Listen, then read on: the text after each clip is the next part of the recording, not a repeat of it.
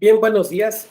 Muchas gracias a todas y a todos por estar de nueva cuenta en este salón virtual, donde vamos a continuar analizando estos tres supuestos de nulidad de la votación recibida en casilla. Recordemos el día que del día de ayer yo puntualizaba que todo el acto jurídico electoral pues forma parte o tiene que verse, que leerse a partir de o con los ojos de la teoría del acto jurídico y de la teoría del acto administrativo. Y puntualizamos entonces que se tiene que analizar los elementos que le dan validez al acto y que cuando estos no se presentan, pues está afectado. Desde luego, siguiendo, por ejemplo, las ideas que ha expuesto Hans Kelsen, no podemos aceptar la existencia de la nulidad de un acto, por ejemplo, un acto electoral, simplemente por la estimación de quienes lo observan, sino que siempre será necesaria una determinación de una autoridad competente, ya lo platicamos también ayer, competente para poder tomar esta decisión. En tal sentido, entonces, estábamos estudiando o analizando el primer supuesto de los tres que nos tocan, que es el relativo a permitir votar sin credencial y aquellas personas que no se encuentran en la lista nominal. Sobre el tema de la credencial del elector, bueno, pues salvo alguna duda o comentario que desde luego ustedes quieran aportar, pues yo no lo repetiría, ya lo platicamos el día de ayer, pero hoy nos tocaría continuar, digamos, con este análisis. ¿Qué principios constitucionales se afectan? Por un lado, el de certeza. El de certeza en su manifestación del conocimiento, de que sufraguen solamente aquellas personas que tienen realmente el derecho de hacerlo en esa casilla. Por otro lado, también la autenticidad del voto.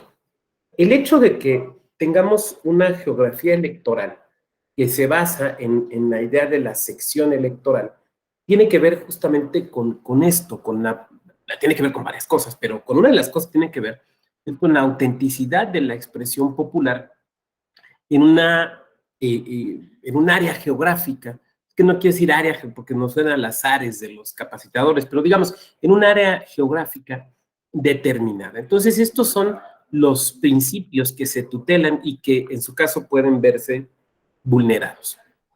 Ahora bien, como ustedes ya estudiaron en sesiones anteriores, en clases anteriores, siempre que hablemos de cuestiones de nulidad, pues tenemos que hablar de determinancia. Ese término tan técnico nuestro en la materia electoral, que a mí siempre me ha sonado un poco disonante.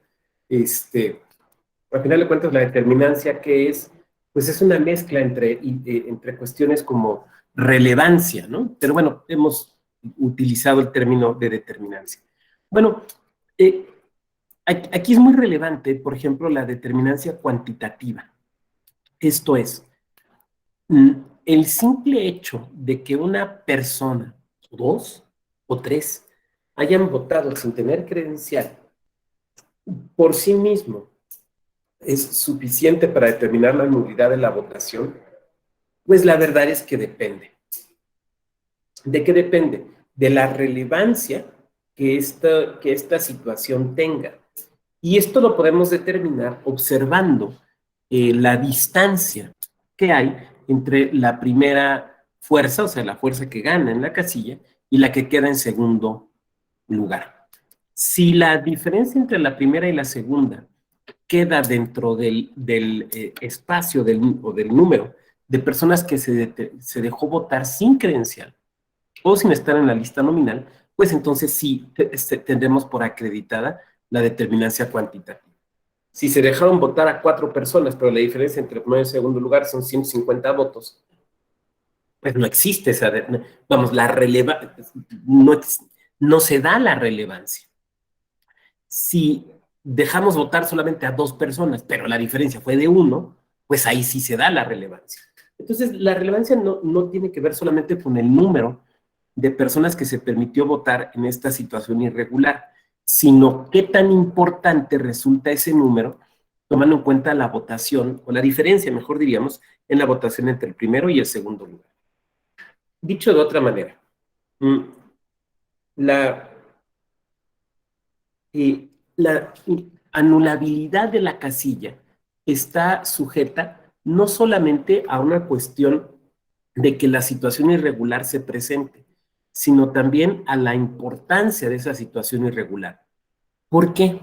Porque ustedes saben, ya lo estudiaron, que existe en nuestra materia, particularmente hablando de cuestiones de nulidades, existe un principio que siempre debemos atender, que es el que lo nulo no vicie a lo válido.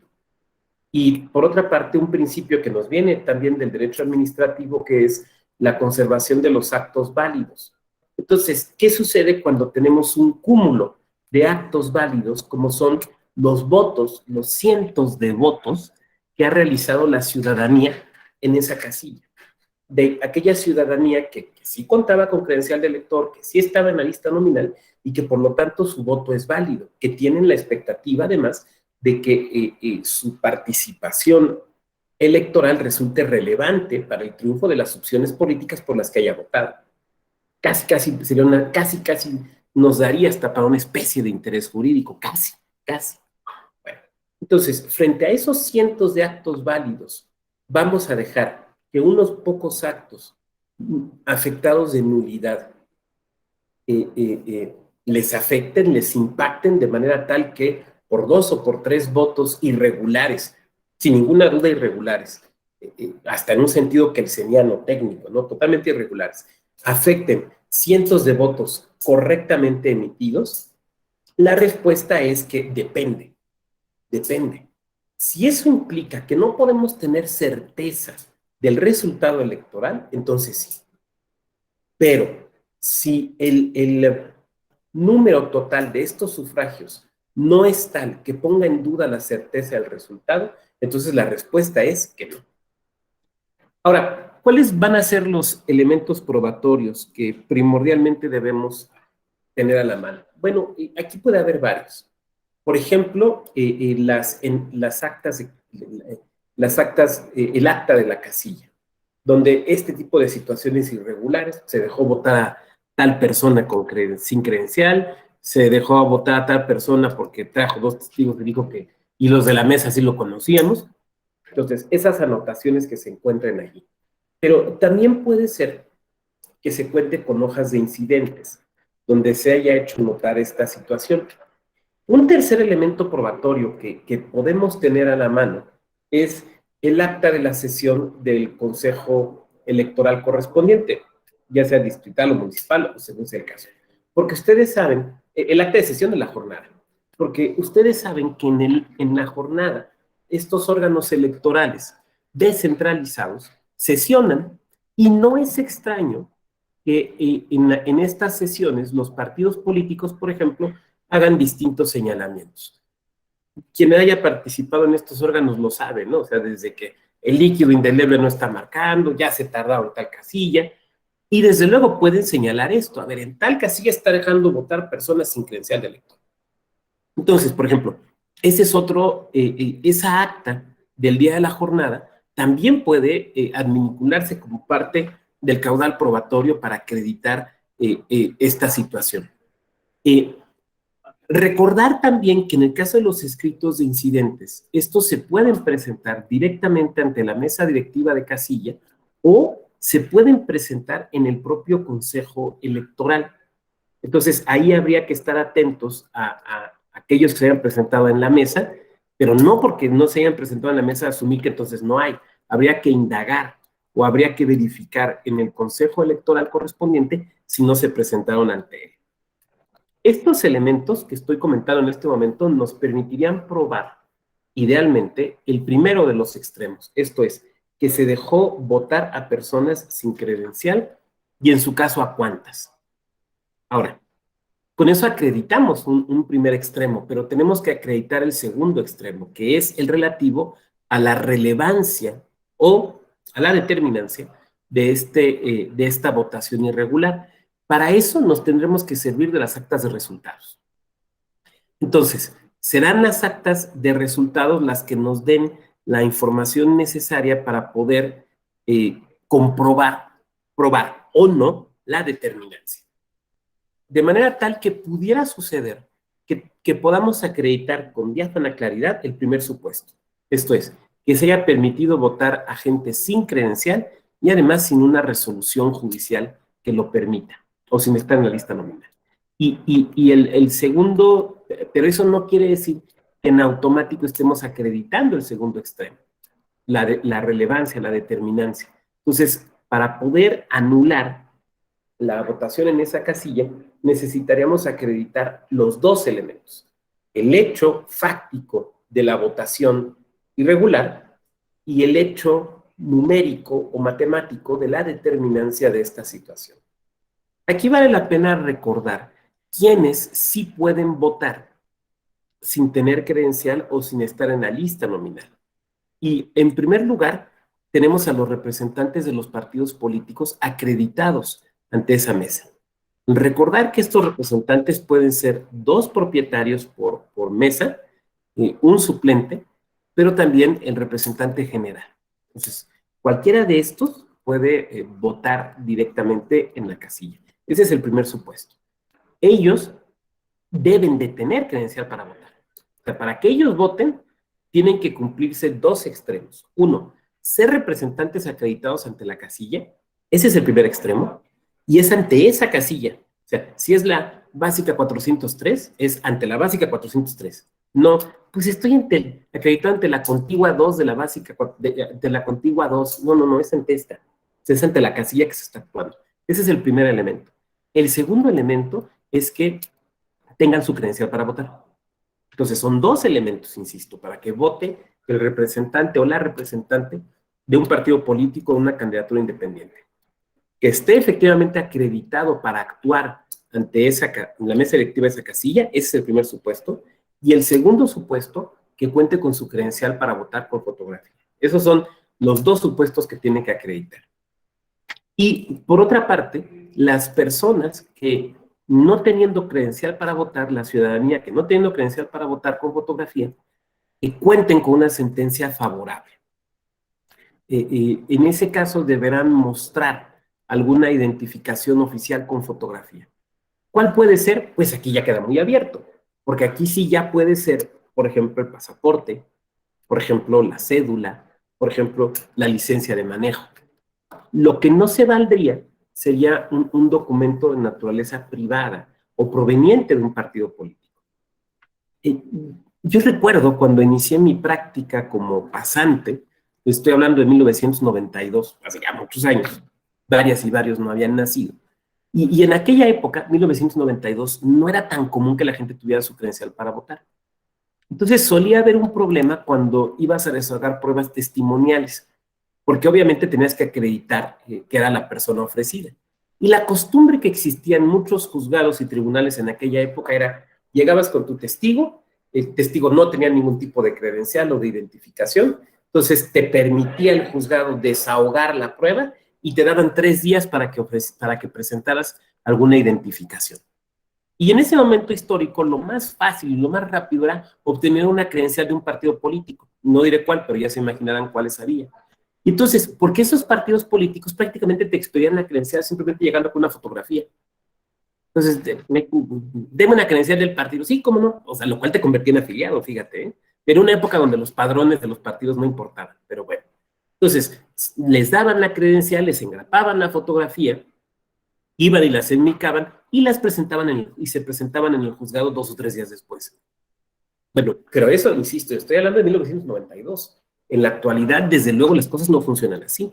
Entonces, la identificación con la que se presente la ciudadana o el ciudadano debe ser con una identificación oficial con fotografía y con su sentencia, con la sentencia, que además, en principio, debe de venir dentro de la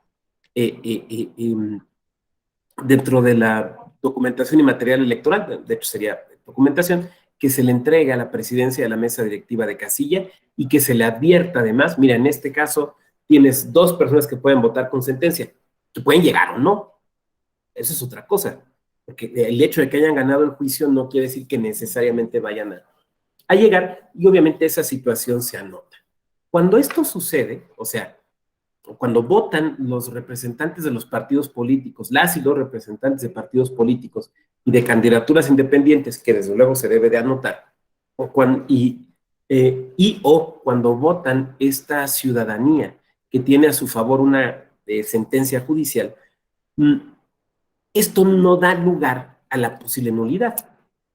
Porque de repente hay quien se pone creativo y dice, a ver, la diferencia entre el primero y el segundo lugar fueron 15 votos, pero dejaron votar a 4 personas sin credencial. No, pues no da. Ah, no, pero es que si a los 4 le sumas estos otros, las representaciones de los partidos y la ciudadanía que votó con sentencia, entonces ya son como 17, ya da lugar a la nulidad. No, no da lugar a la nulidad. No, porque estos últimos que estoy comentando son supuestos de excepción que permiten la votación. Y al ser supuestos de excepción, entonces, creo que será claro para ustedes, no cuentan para efectos de la nulidad. Pero sí lo quiero expresar o intentar expresarlo con esta claridad, porque luego hay quien se pone creativo en las impugnaciones. Entonces, por eso lo señalo. Hay algunas cuestiones conexas que vale la pena comentar en este momento. Uno, por ejemplo, los errores son raros, pero sí se llegan a presentar los errores de seccionamiento. Es el caso típico. Llegan el papá, la mamá y 2 hijos, una hija y un hijo a votar. Entonces todos van a la misma sección, al mismo centro de votación, porque pues, viven en la misma casa. Y a la hora de que se forman para votar, pues resulta que la hija, por ejemplo, pues no puede votar allí. Oiga, ¿cómo no puede votar si tiene el mismo domicilio? Pues es que ella está en otra sección. Aquí es la sección 951, recordemos las 3 secciones que me inventé el día de ayer. 951 y ella está en la sección 952. Oiga, pero es que todos vivimos en el mismo domicilio. Mire, el domicilio es el mismo. El domicilio es el mismo. Evidentemente es un problema de seccionamiento al momento de expedir la credencial. Es un error, pues, un error de la autoridad. Y sí, es un error de la autoridad que la ciudadana o el ciudadano pues no verificó porque no anda uno verificando eso, ¿no? Normalmente cuando recoge uno la credencial. Entonces lanzo una pregunta.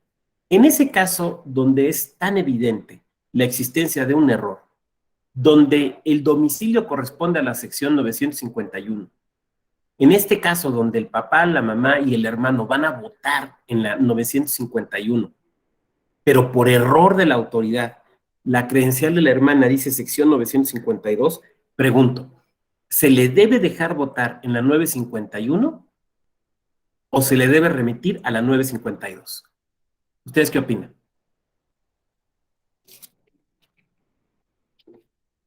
Marifer, adelante, Marifer, te escuchamos.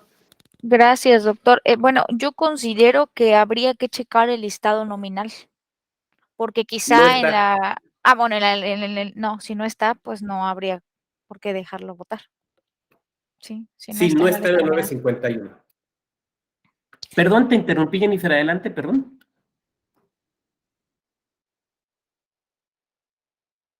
Perdón, te interrumpí, Jennifer, no escuché lo último que mencionaste, perdón. Ok, si no quieres sumar nada. Juan Carlos, adelante, Juan Carlos. Sí, indistintamente, para ese efecto no puede votar. Lo que compete es que emita un reclamo posterior al Registro Federal de Electores para la corrección de su credencial. Aquí había que apuntar algo. Cuando uno va a tramitar la credencial de elector, una vez que se llena el FUA, o como se le llame actualmente, el funcionario te entrega un documento en el que tú firmas que todo lo que es datos que están allá son correctos. Por lo general, el ciudadano no revisa nada. Y ese es el momento donde puede detectarse el error que se está cometiendo. Y la verdad es que, salvo comentario en sentido contrario, yo coincido con Marifer y con Juan Carlos. No puede votar allí. Yo sé que alguno de ustedes me podría levantar la mano ahorita y decir, oiga, pero ¿qué no se supone que los errores de las autoridades no deben afectar a los particulares? Yo diré que en principio sí, como regla general sí. Pero en esta situación sí es perfectamente válido que no se le permita votar en la que sí sería correctamente su sección y su casilla. Justamente atendiendo a los principios que he tratado de expresar al inicio de esta sesión, en particular el de certeza, el de certeza. Entonces, ella se encuentra en un listado nominal, no se le está negando la posibilidad de votar, sino que se le está, permítame decirlo así, reorientando acerca del lugar en el cual debe ejercer ese derecho al voto. Entonces, no se le niega esa posibilidad, simplemente se le pide, bueno, ejérzala en tal lado. Oiga, pero es que está mal. Sí. Lo que procede es, como bien señalaba Juan Carlos, es con posterioridad, pues hacerlo del conocimiento del Registro Federal de Electores para, pues, que se haga la corrección y obtener una nueva credencial y, sobre todo, pues, que aparezca correctamente en el listado nominal que corresponda. Este tipo de errores suceden, sí, no son muy comunes, pero tampoco son tan extraños. Donde yo he visto que suceden con mayor asiduidad es justamente en los casos de reseccionamiento. Recuerden el ejemplo que les ponía yo el día de ayer. O sea, tienes una gran sección que es la 0750, porque era una sección cercana a una ciudad, pero de naturaleza rural, y de repente, pues ya saben, ¿no? Que se llena de gente y entonces ahora lo divides en tres. Y entonces la famosa 0750 desaparece y tienes la 0950, 0951 y 0952. Y entonces ahí al momento de hacer, digamos, no recuerdo en este momento el nombre técnico, pero digamos que hacer el reacomodo o la distribución de la población, pues es donde se puede presentar este problema. Y es cierto también lo que nos dice Juan Carlos, cuando uno recibimos el documento, cuando nosotras y nosotros recibimos la credencial de elector, pues firmamos de que los datos están correctos, pero la realidad es que difícilmente un ciudadano o una ciudadana tendrá los elementos para decir, o si estoy bien reseccionado o estoy mal reseccionado. A lo mejor lo que puede suceder es que, pues en ese momento, si fueron varios de la familia a hacer el trámite y a recogerla, pues ahí les brinque al momento de revisarlo, pero digamos que no es tan común. Entonces, esto por un lado. Por otro lado, a ver, lanzo otra pregunta. ¿Qué hacer cuando se presente alguien para votar, pretender votar, dice, o sea, está en la lista nominal, pero con una credencial que no es la vigente, pero sí está en la lista nominal? ¿Le dejamos votar o no? Sí está en la lista, pero no trae la credencial vigente. ¿Le dejamos votar o no? O sea, doctor, que no corresponde la credencial que lleva con lo que dice en la lista. Exactamente, hay una discrepancia entre ambas. No. El ejemplo típico es el... Perdón, Marifer, adelante. No, bueno, no se debería dejarle votar. Muchas personas hacen de que, o sea, llegan al módulo y dicen que pierden la credencial, obviamente, pues tramitan una reposición, y luego encuentran la credencial anterior y el día de la votación llegan con su credencial anterior, que aunque dice que está vigente, pues ya está dada de baja, ¿no? Entonces, en ese caso, lo que se le podría sugerir al ciudadano o a la ciudadana es que si tramitó una nueva credencial, pues que vaya por la nueva, que es la que aparece en el listado, y ya con esa puede votar. Perfecto, muchas gracias, Marifer. Juan Carlos, adelante. Aquí, con respecto al ejemplo que se pone, hay una diferencia sustancial. No coincide la fotografía. A menos que la persona sea muy fotogénica y no haya cambiado en ese periodo. Y allá es donde el Instituto Nacional Electoral, y por la experiencia que hemos tenido, es que no capacita en esa verificación puntual. Nada más se va con el formato de la credencial y no con la propia fotografía. Y es cuando se presentan estos casos. Allá va a depender mucho de los propios representantes que estén al pendiente de esta situación, que pueden hacerle la objeción al presidente de la mesa directiva de casilla para que haya ya una verificación más puntual de la propia identificación que está presentando el ciudadano. Porque en términos llanos, él no está presentando una identificación válida, está presentando una identificación que fue válida, pero en ese momento no es válida. Perfecto, Marifer, Juan Carlos van coincidiendo. Tenemos aquí una opinión de Lisette Espinosa. Lisette, no sé si quieras decirla verbalmente o simplemente la leemos.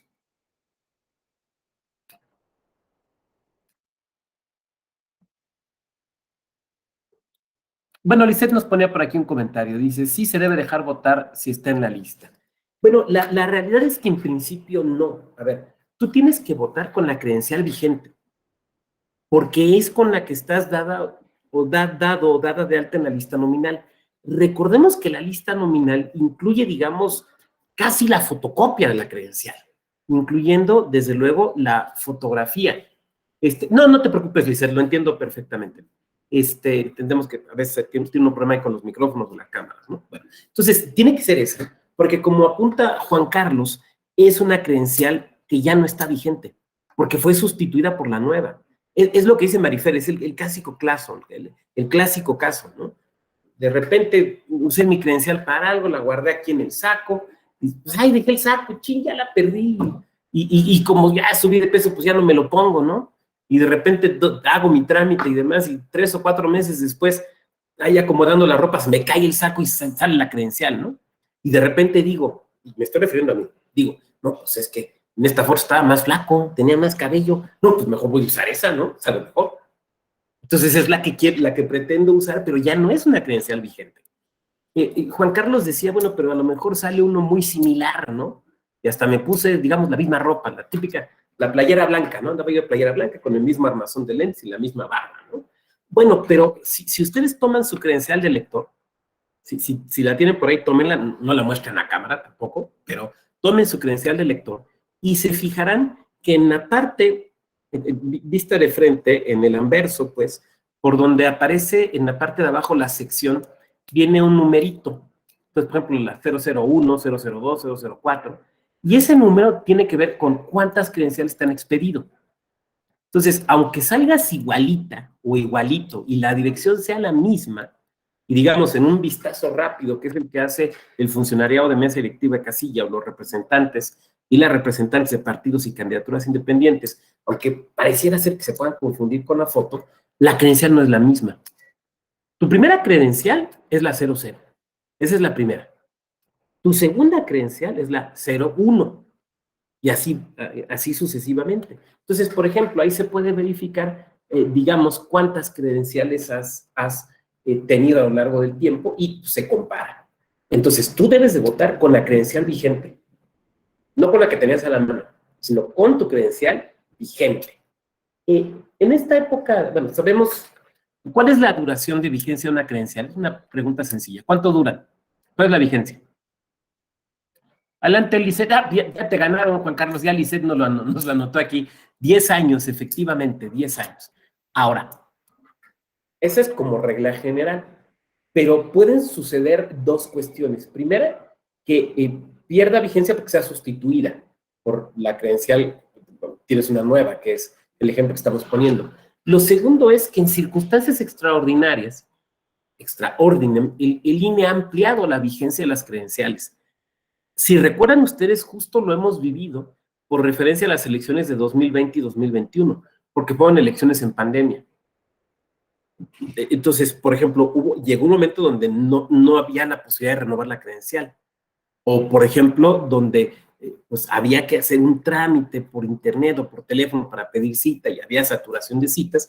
Entonces, el INE prorrogó la vigencia de algunas credenciales. Entonces, por regla general son 10 años, pero se pueden presentar estas dos situaciones que yo he comentado aquí. Adelante, Juan Carlos. Sí, pero también no olvidemos que esto de la vigencia obedece a una reforma relativamente reciente. Las primeras credenciales se emitieron y técnicamente no tenían una pues pérdida de derechos. Lo que ocasionó es que te tomabas la foto con 18 años un día y luego tenías 70 años y la fotografía seguía siendo la misma. Y entonces los partidos políticos invocaron en que el efecto que perseguía la ley y que aquí tenemos que apuntar era la identificación plena del elector al momento de emitir su sufragio. Y que la credencial, al no tener una actualización, no estaba cumpliendo con ese cometido. Entonces, por eso se debe la reforma. Fue muy discutida si eran 5 años, si eran 10, si eran 15, si eran 20, y finalmente se concluyó que el término medio sería de 10 años, incluso por el costo que esto implica en su elaboración. Imagínense si lo hubieran puesto cada 3 años, el trámite para el ciudadano y el costo que tendría para la nación el estar emitiendo y reponiendo credenciales. Sí, no, desde luego estaría muy complicado, ¿no? Sí, sí, coincido, desde luego. Gracias, Juan Carlos. Por último, recordar también, digo, por último, por referencia a este tema, salvo que ustedes quieran abonar, que si se detecta que una persona quiere votar con una credencial falsa, pues esa credencial es detenida en ese momento, es recogida por el presidente o la presidenta de la mesa directiva de casilla. Ahora, aquí hay que considerar algo. El funcionariado de mesa directiva de casilla no es experto en identificación de documentos falsos. No es experto. Es que, ¿cómo es posible que no se dieron cuenta? Pues porque no son peritos, no son peritas en la materia. Entonces, bueno, pues, en su capacitación se les da algunos elementos para que puedan verificar la credencial. Tal vez el más importante es justamente la coincidencia de la credencial con el listado nominal. Pero, insisto, no son expertos, no son expertas. Entonces, puede suceder que se les vaya una. Y esto me parece no implica asumir que hay una irresponsabilidad del funcionariado, o es que el INE no les capacitó bien, no. A ver, hay falsificaciones que son fácilmente detectables y otras que no. Entonces, pues, insisto, esto no puede no ser tan claro a los ojos de quien está presente en esa mesa directiva en ese momento. Entonces, simplemente lo comento así. Bueno, seguimos. Voy a hacer aquí una breve proyección. Bueno, ese era el inciso G. Vamos a pasar al inciso H. Haber impedido el acceso a los representantes de los partidos políticos o haberlos expulsado sin causa justificada. A ver. Son varios los supuestos de esta causal de nulidad. Entonces, ambos tienen el mismo elemento subjetivo. El elemento subjetivo es las y los representantes de partidos políticos.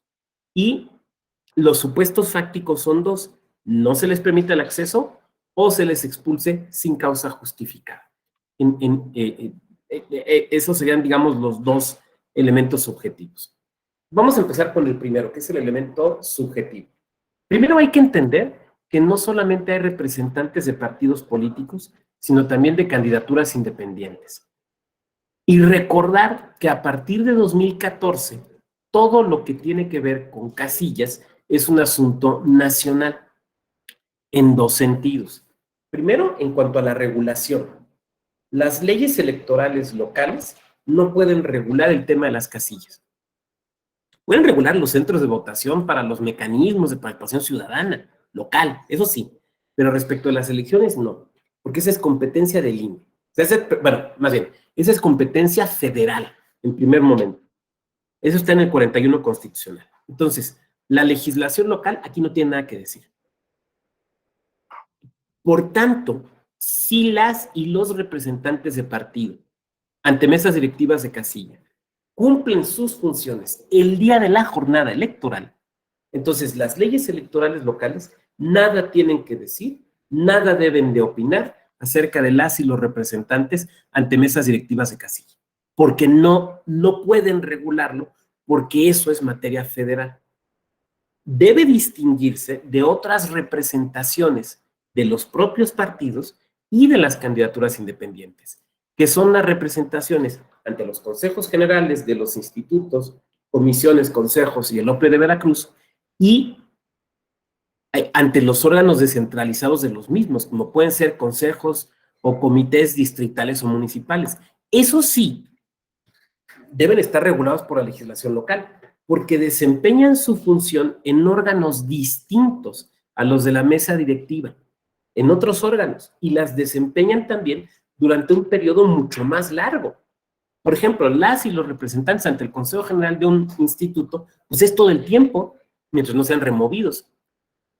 Yo me acuerdo cuando entro como consejero electoral en el 2014 y hasta creo que fue el 2015, bueno, hasta que perdió el registro del Partido Nueva Alianza, pues estaba el representante de Nueva Alianza, ¿no? Y era el más veterano de la mesa, no el más grande de edad, pero el más veterano, porque siempre había sido el representante de Nueva Alianza. Entonces, pues, ¿ahí cuánto dura el representante ante el Consejo General? Pues lo que quiera el partido. Oiga, es que los consejeros solo pueden durar 7 años, las consejerías. Sí, pero esta es una cuestión distinta, esta es la representación del partido político. Entonces, ¿cuánto puede durar? Lo que el partido quiera que dure. Les platicaba yo ayer, por ejemplo, que me tocó estar en el primer recuento administrativo nacional, que fue en 2006, y recuerdo que en aquella ocasión, en la sesión de cómputo, eh,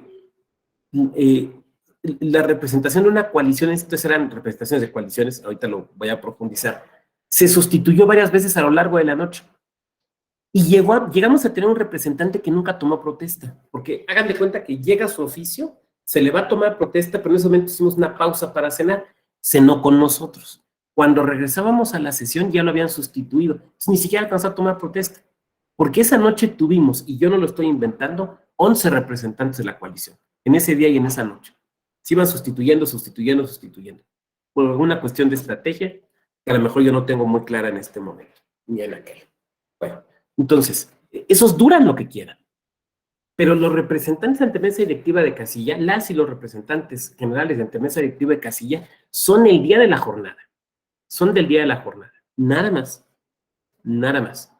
Oiga, pero es que durante 15 años ha sido representante de la misma persona, sí, pero su nombramiento es para un día, nada más, el día de la jornada electoral.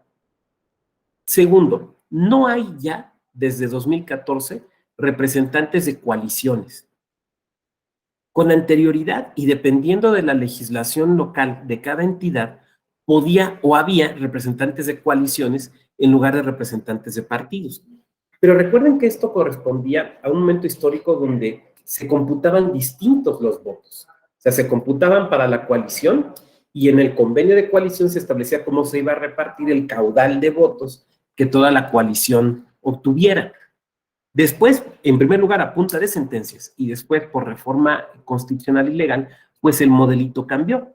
Antes las coaliciones, por ejemplo, aparecían con un único logo y en un único espacio dentro de la boleta electoral. Ahora los partidos coaligados, pues aparecen cada uno por separado, a cada uno se le computan sus votos, aunque tengan las mismas candidaturas. Además, recordando los distintos tipos de coalición que tenemos, ¿no? Total, parcial y flexible. Y recordar también que en varias entidades, no en el ámbito federal, pero sí en varias entidades tenemos además la figura de la candidatura común. Bueno, entonces en algunas entidades lo que existía era la representación de la coalición. Incluso en algún momento a nivel federal era así. Ante la mesa directiva de casilla no había un representante de cada partido, sino un representante de la coalición. E incluso en algunos estados llegaba a haber hasta representantes de candidaturas.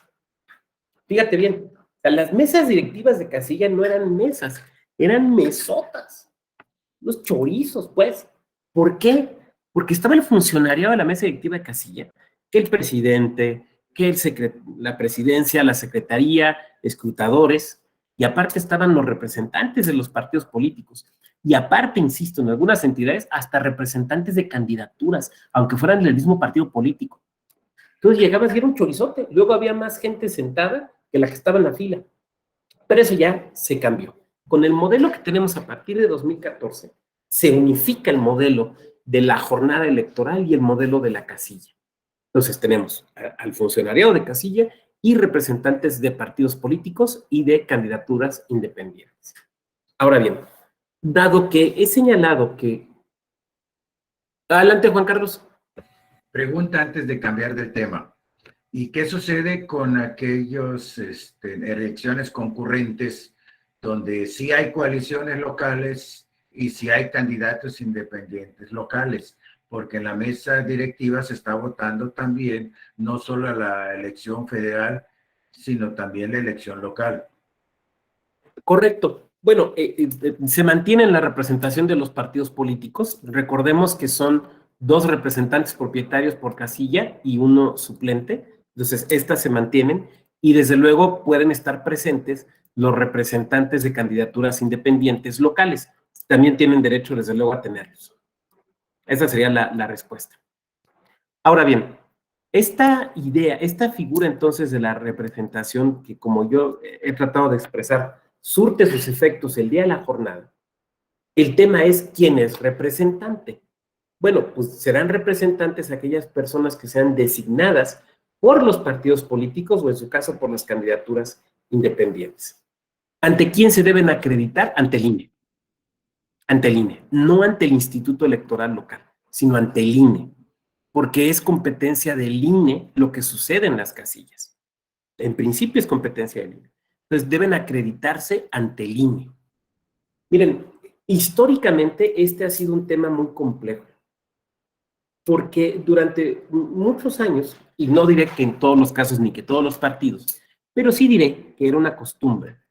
Lo que hacían los partidos políticos era, permítanme el término técnico, piratearse al funcionariado de casilla. Entonces salían personas sorteadas, se les capacitaba y ya que estaban capacitadas, pues se acercaba un partido, ¿no? Con la persona que había sido seleccionada como escrutador o como presidenta. Oiga, pues ya que va a estar usted el domingo allá, ¿por qué no en lugar de presidenta o de escrutador, pues mejor represéntame a mí y le pago una lanita, ¿no? Le doy 500 pesos por estar ahí en la jornada, ¿no? Y muchas veces aceptaban. Entonces, esta era una bronca para la integración de las mesas directivas de casilla, como ustedes podrán suponer. Ahora, lo que pasa es que los partidos políticos se ahorraban la capacitación, porque era gente que ya había capacitado el entonces IFE.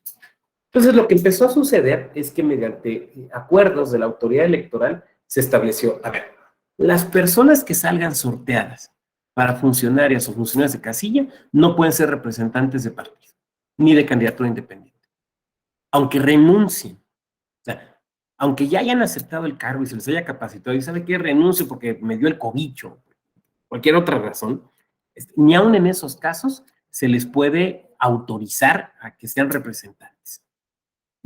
Justamente para evitar esta táctica del pirateo. Todavía se llega a presentar un poco, hasta donde yo he sabido, el pirateo entre partidos. O sea, partidos que ya seleccionaron a sus representantes y ya los capacitaron. Como es amplio el número de casillas, pues no siempre son militantes, ¿no? A veces es pues, el primo de un amigo de un compadre que me va a hacer el pago, ¿no? Entonces, de repente ya capacitados, ya que le dijeron a un partido que sí, le dicen que no y se van con otro. Bueno, a veces esto sucede. Pero lo que ya no se permite es que tomen funcionarias o funcionarios que hayan salido sorteados, que hayan salido seleccionados. Entonces, son los partidos políticos y en su caso las candidaturas independientes quienes hacen estas acreditaciones. El INE lo que ha establecido para hacer este procedimiento es que se haga de forma electrónica. ¿Alguien de aquí lo ha corrido? ¿Tenemos aquí algún compañero o compañera del INE que le haya tocado correr este procedimiento? ¿Nadie? Bueno, yo se los platico entonces. Se abre dentro del portal del INE durante los días previstos por ley, se abre la oportunidad de que los partidos políticos nombren a sus representantes. Entonces, bueno, pues tienen que subir la información, el lector, los nombres y demás. Y se realiza una verificación que incluso se asume es automática. Por ejemplo, para verificar que la persona efectivamente esté en la lista nominal. Si no, no se puede. Por ejemplo, para verificar que no haya sido una persona que haya salido sorteada para ser funcionario o funcionario en mesa directiva de casilla. Y entonces, en ese momento, te sale el reporte. O sea, vamos a suponer que yo soy el representante de un partido político ante el Consejo 3 de Veracruz, Consejo Distrital 3 Federal del INE en Veracruz. Entonces, estoy cargando la información. Y estoy poniendo a la compañera Karen Ailina Arreola, ¿no? Ahí estoy subiendo su información. Y entonces el sistema me la va a rebotar y me va a decir, ¿sabe qué? No está en el listado nominal. Entonces yo la tengo que sustituir. O me va a decir, ¿sabe qué? Resulta que ella había salido sorteada para funcionaria en mesa directiva de casilla. Entonces no la puede usted dar de alta. ¡Chin! Ya no puedo, ¿no? Entonces, debe ser inmediato. Este sistema tiene esa virtud Porque antes la verificación, pues, o sea, llegaban los partidos con el rimero de hojas al Consejo Distrital del INE, que es ante quien se hace estos trámites, hay el rimero de hojas impresas y órale, con copias y todo para que me revises, ¿no? Y ahí estaban las compañeras y los compañeros ahí checándolo, ¿no? Con el sistema y demás, y días y días sin dormir, como si fuera lo único que tuvieran que hacer previo a la jornada electoral. Entonces, ahora es con el sistema. Pero en ocasiones lo que sucede es que, pues no sé si sea un rasgo de nuestra cultura o sea un problema real de los partidos políticos, pretenden hacer el registro el último día y el sistema se satura. O en ocasiones los partidos solicitan que se permita la entrega en papel. Y ha habido ocasiones donde el INE ha emitido acuerdos para permitirlo. Pero ojalá y cada vez más se perfeccione este sistema y permita, y los partidos además efectivamente lo utilicen adecuadamente. Porque esto tiene varias ventajas, o sea, la más importante es la verificación inmediata, que da certeza. O sea, en ese momento ya el partido sabe, yo como representante del partido, sé que debo sustituir a la compañera Karen Arreola. Entonces, al terminar mis registros, yo puedo ver que me faltan 15. Entonces, pues ya me pongo a ver a quién. Entonces, Karen no pudo y le hablo, oye, échame la mano, tú no pudiste por esto, pero alguien que me ayude, ¿no? Entonces, bueno, ya pueden hacer esta situación, esta sustitución. Y también porque esto va generando una base de datos que le resulta muy útil al INE. Porque cuando tú subes la información, tú como partido, a ver, vuelvo al ejemplo que yo lo estoy subiendo, ¿no? Entonces, yo tengo un catálogo de las secciones de ese distrito. Entonces, yo debo de indicar a qué sección, no me voy a equivocar, a qué sección y a qué casilla. Entonces, si por ejemplo yo quiero acreditar a la compañera Karen en la 451 contigua 2, pero yo ya había acreditado a alguien en esa, entonces me va a salir el reporte, oiga, usted ya había acreditado a fulano de tal, ¿quiere sustituirlo? Ay, no, no, es que era, perdón, era para la 451 3, contigua 3, perdón, entonces ya hago ahí la corrección. Entonces, es más, le da más certeza o abona a la certeza tanto del partido como del órgano electoral, porque se genera la base de datos y cuando se termina de cargar la información, pues el INE fácilmente puede decir, se generan los reportes, ¿no? A ver, en la 451 contigua 2, ¿cuántos partidos acreditaron representantes? No, pues tantos. ¿Quiénes son las personas que acreditaron? Estas son las personas. Perfecto. ¿Te fijas? Eliminas la complejidad de la doble captura y eliminas las posibilidades de errores. Entonces, la verdad es que a mí me parece en lo personal que es uno de los casos donde el uso de tecnologías de información resulta sumamente útil. Me van a decir ustedes, pero es que necesito acceso a Internet. Sí, pues puedes hacerlo directamente en las oficinas. A ver, si tú no tienes acceso, porque tienes claves para entrar al portal, ¿no? Como representante de partido político ante el Consejo Distrital. Pues entras con tu clave. Oiga, pero es que donde estoy no hay. Bueno, pues puedes hacerlo desde la propia oficina de la Junta Distrital, del Consejo Distrital. Oiga, présteme una computadora, voy a capturar esto. Estoy seguro que te van a decir que sí, porque obviamente le conviene, y dicho en buen sentido, le conviene a ese consejo distrital que realices la captura. Sí, como no, mire, pásale hasta un cafecito, le ponemos unas galletitas para que no se aburra, ¿no? Y le ponemos harto café con cafeína para que no se duerma y alcance a hacerlo todo el día de hoy. ¿Por qué? Porque le sirve. Dicho en buen sentido, le sirve. Muy bien, Juan Carlos, adelante. Sí, un comentario.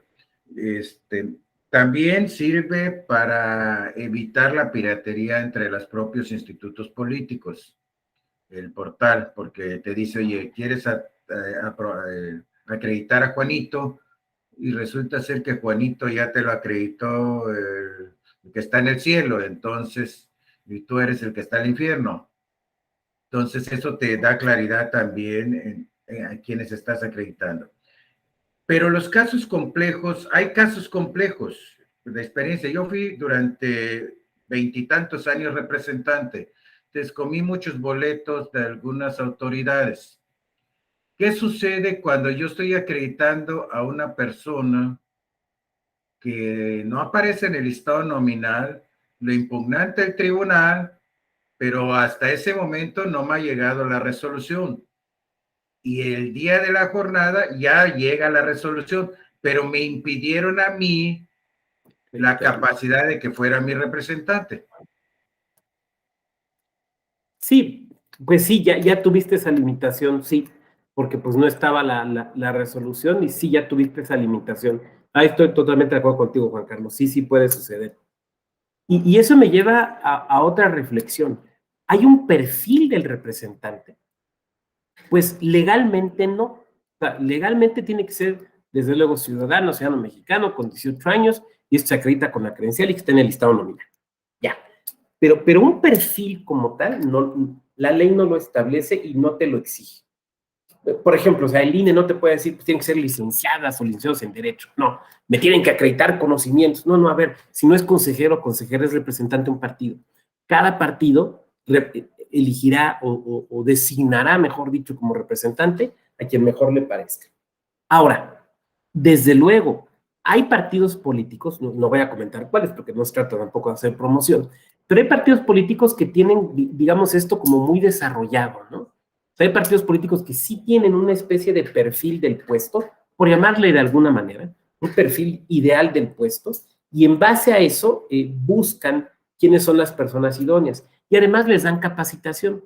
Y en otros casos, incluso, como bien nos comenta Juan Carlos, digamos que hay, yo no diría que una especie de carrera, pero sí una situación en la cual suelen acudir a las mismas personas. Entonces, de repente, ya fuiste el representante suplente en 2 procesos, te avientas 2 más como representante ante casilla y después ya eres representante general. Porque digamos que ya te fuiste no solamente capacitando, sino también formando. Pero esto, insisto, depende de cada partido político. Hay partidos que, por distintas razones, el mero día de los registros, pues ahí andan buscando, ¿no? Ahí andan buscando, y a mí me ha tocado ver que me dicen parientes, oye, me andan buscando de un partido que quieren que sea el representante. Pues si quieres o no quieres, pues es tu decisión, ¿no? ¿Y qué capacitaciones dan? Ninguna. O les dan ahí una platicadita. Hay partidos que, por ejemplo, buscan personas que tengan experiencia en algunas áreas. Recuerdo un partido político en particular que buscaba tener representantes y que tuvieran experiencia sindical. O sea, gente que hubiera tenido experiencia en sindicatos. Supongo, esta es una mera suposición, que porque asumían que el haber tenido una experiencia en lides sindicales, pues esto les daba ciertas bases o cierta información o ciertas habilidades para desempeñar mejor la posición de representante. Pero bueno, no sé, o sea, esto que estoy haciendo es una mera suposición. Bien, ahora, los representantes, decíamos, pueden ser 2 propietarios ante la mesa directiva de casilla, un suplente, hablando de los de la casilla, pero además tenemos la figura de los representantes generales. Los representantes generales, por regla, pueden ser 1 por cada 10 o cada 5 casillas, dependiendo si estas son rurales o urbanas. El INE tiene en sus trabajos de geografía electoral, tiene determinadas las secciones en tanto a que son rurales, urbanas o mixtas. Entonces, cuando pensamos en casillas urbanas, pueden ser hasta 10 por el mismo representante general. Cuando son casillas rurales, pues hasta 5. Porque se asume que pues, están más lejanas, ¿no? Se asume. El representante general, digamos que tiene una dualidad, porque puede actuar, si no hay el representante ante casilla, puede actuar ante la casilla. Pero también fungen o funcionan para los partidos políticos un poco como los coordinadores, por utilizar una palabra que pueda más o menos ser clara, como las o los coordinadores del grupo de casillas que les corresponde. Entonces, en ocasiones, por ejemplo, lo que sucede es que tenemos casillas donde pues no hubo representante del partido o no llegó él o la representante. Entonces, al final llega el representante general acreditado ante esa casilla y pide que pues, le den copia del acta, ¿no? Y recoge la copia del acta que le corresponde a su partido. Bueno, eso también es algo que suele suceder. Ahora, ahí cómo se organice cada partido respecto de sus representantes ante casilla y sus representantes generales, pues esa es cuestión de cada partido. O sea, el chiste es que tienen que hacer la acreditación ante el INE, pero ya cómo se organicen la labor entre ellos, pues es una cuestión que ellos tendrán que atender. Ahora bien, Hablando de representantes ante mesa directiva de casilla, ellos están autorizados para obrar en nombre del partido ante una casilla específica y determinada. Porque estamos hablando, insisto, de representantes ante mesa directiva de casilla. Si a mí me acreditaron para actuar ante la casilla 404 contigua 5, yo solo puedo actuar ante la casilla 404 contigua 5. Yo no puedo actuar ante la casilla 404 básica, o la contigua 4, o la contigua 6. Oiga, pero es que están en el mismo lugar. Lo único que los separa son 2 salones distintos. Ahí se entiende que se puede. No, perdón, ni madres. No. Insisto, esto no es un examen secundario de prepa donde puedo llegar con la maestra, con el maestro. Ahí es que se entiende lo que quise poner. No se entiende. Aquí no es de se entiende.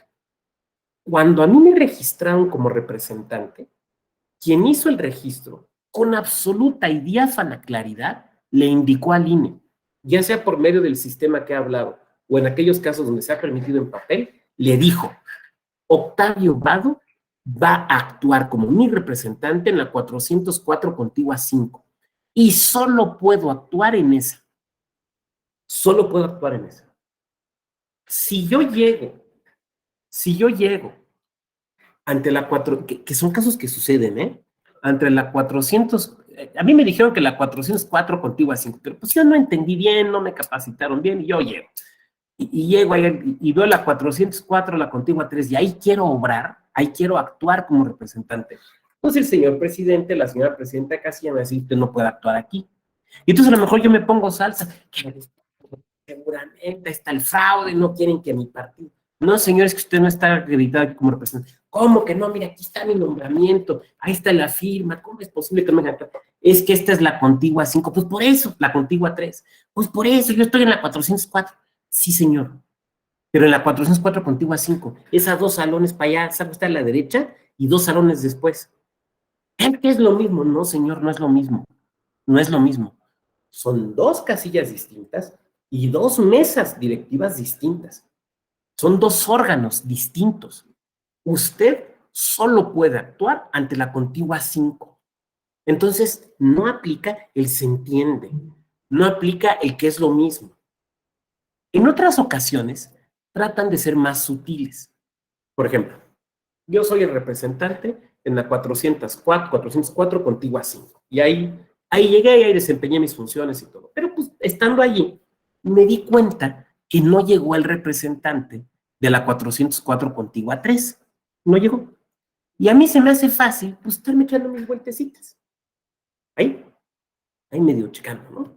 Porque sobre todo esto cuando son en lugares como escuelas, y ya ven que luego las ponemos en lugares abiertos dentro de los patios o demás. Entonces, ahí me estoy echando mis vueltas. Entonces, ya al final, yo llego a la mesa directiva a la 403 y les digo, oigan, vecinos, pues ya ven, miren, aquí tenía que venir el compañero Juan Rodríguez y no vino. Pero miren, yo soy el representante del partido aquí a la casilla, a 5 casillas. No sean mala gente, denme la copia que corresponde a mi partido, ¿no? Miren, yo soy el representante ante la de junto. Y hay veces que dicen los de la mesa directiva, pues dásela. Sí, pues sí lo conocemos, ya estuvo aquí pasando, hasta nos invitó una coquita y toda la cosa, ¿no? No, mal hecho, no se puede.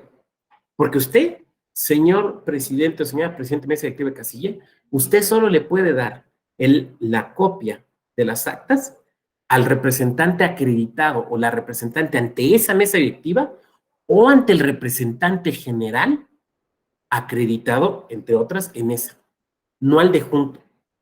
Oiga, pues es que es del mismo partido. No, a ver, no, pero no puede realizar actos fuera de su mesa directiva de casilla. Ay, es que se vería muy feo. No es que se vea feo, perdón, es que usted está cumpliendo con la ley. El señor representante Octavio Vado solo puede actuar ante la contigua 5, no en la contigua 3. Aunque usted lo conozca, aunque sea su cuate, aunque sea su pariente, aunque le haya invitado una coquita ahí en el transcurso perdón, en el comercial, un refresco, ahí en el transcurso de la jornada electoral. No. Entonces, ahí no puede decir, yo no podría decir como representante, es que no me dejaron entrar, es que no me dejaron ejercer mi función. No, porque la función del representante ante mesa directiva de casilla se cumple solamente ante la mesa directiva de casilla respecto a la cual fue acreditada o acreditado. Juan Carlos, sé que tienes por ahí la manita, ahorita te daría la palabra, déjame avanzar un poquito más y con gusto te la doy. Sucede una situación similar con los representantes generales. Los representantes generales solo pueden actuar frente a las mesas directivas en las cuales hayan sido acreditadas o acreditados. No pueden actuar ante cualquier mesa del municipio o ante cualquier mesa directiva del distrito. No, solamente respecto de aquellas que hayan sido acreditadas o acreditados. Nada más. Y esto que estoy diciendo encima cumple, tiene los mismos, o hay que extenderlo a las representaciones de candidaturas independientes. Muy bien, Juan Carlos y luego Lisette. Adelante, Juan Carlos. Pregunta, ¿qué sucede? Y digo porque esto nos ha sucedido ya como autoridad electoral, que el representante propietario en una casilla, en la básica, por ejemplo, lo acreditan como representante suplente en la contigua 1. No asiste su propietario de la contigua 1 y al final, por aquellas situaciones del destino, termina primero la básica primero y él, en su calidad de suplente de la contigua 1, se apersona a recoger solo el acta. Ya terminó el proceso de la jornada electoral en términos, ya están en el proceso de escrutinio y cómputo. Si está acreditado, no hay ningún problema, lo puede hacer. Porque está acreditado, entonces no hay ningún problema. Lisette, adelante, te escuchamos.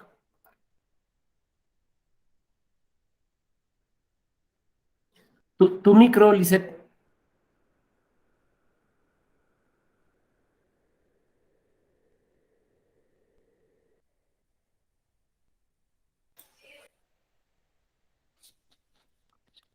No te escuchamos. Ya, ¿me escuchan ahí? Ahí sí. Muchas gracias.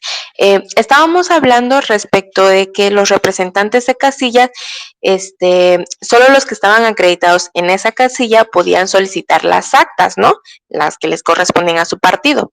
Bueno, ¿qué sucede cuando los representantes ante un consejo municipal solicitan esas actas que no tienen que no solicitó su representante de partido porque no llegó, porque no estaba ahí, porque no se puso buzo? Entonces llegan las actas al consejo municipal y pues ahí están las que le corresponden a su partido. ¿Se le puede otorgar esas actas? Gracias, qué buena pregunta, Lisette, porque además sí ha pasado. Juan Carlos, ¿querías opinar? Es que me pasó. Sí, con respecto a esto mismo, la ley, tanto todas las aplicables y creo que en la de todos los estados, al menos las que conozco, le dan la potestad a los representantes ante los consejos. Una vez se reciben los paquetes en los consejos respectivos, llámese consejo municipal, distritales, locales o distritales, federales, el poder solicitarle copia de las propias actas que están entrando y que ya están en poder del consejo. Gracias, Juan Carlos. Lisette, veo que tienes tu mano levantada. ¿Querías apuntar algo más? Disculpe, por lo mismo que dice la ley copia, o sea, copia en el sentido de voy y le saco una copia en la copiadora o las mismas copias que están ahí, o sea, copia original. Eso es como que un poquito mi duda y muchas gracias, ahorita la bajo. No te preocupes, muchas gracias. Era para de nueva cuenta darte la palabra y pudieras precisar el comentario que nos haces, que es muy interesante. A ver, habría que decir varias cosas. La primera de ellas es que los representantes de un partido político o de una candidatura solo ejercen esa calidad de representantes ante el órgano frente al cual están acreditados o acreditadas. Por ejemplo, representante del Consejo General, pues ante el Consejo General. Representante ante un Consejo Distrital, pues un Consejo Distrital. Es eso por principio. Por lo tanto, un representante de un partido político, de una candidatura, por ejemplo, frente a un Consejo Municipal, no es representante ante mesa directiva de casilla. Entonces, si se presenta en la mesa directiva de casilla y dice, yo soy fulano de tal, vengo a recoger el acta, la copia del acta que le corresponde a mi partido, válidamente el presidente o la presidenta de la mesa directiva de casilla le puede decir que no, es más, le debe decir que no, porque de entrada ni siquiera sabe si lo que dice es cierto. O sea, se ostenta como representante, pero el señor presidente, la señora presidenta de la mesa directiva de casilla no lo sabe, porque no está acreditada o acreditada esa persona ante ella o ante él, entonces no lo sabe. Entonces, no, desde luego no. Lo procedente es lo que apuntaba Juan Carlos, y creo, Lisette, que tú también lo apuntabas, es, puede pedir las copias ante el órgano electoral frente al cual está acreditado. O sea, el supuesto es el siguiente, termina la jornada, se va recibiendo la documentación, el material, dentro de los consejos, y ahí puede pedir las copias. Esa es una primera posibilidad, que es la que más a mí me ha tocado ver.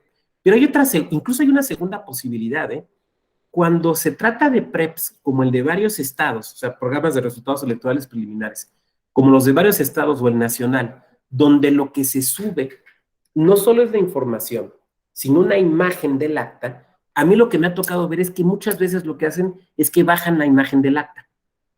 De hecho, en sesiones que me ha tocado presenciar de órganos distritales o municipales, no es extraño que en las sesiones de cómputo traigan de las dos. O sea, llega el representante o la representante del partido y trae sus 50 actas de las 50 casillas.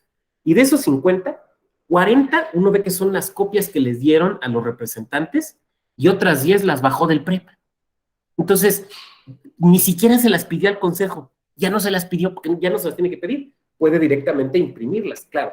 Ahí tiene que pagar las hojas y la tinta. Si se las pide al consejo, pues el consejo se las tiene que dar gratis, ¿no? Pero serían las dos posibilidades, Lisette. No sé si con esto quede atendida tu inquietud.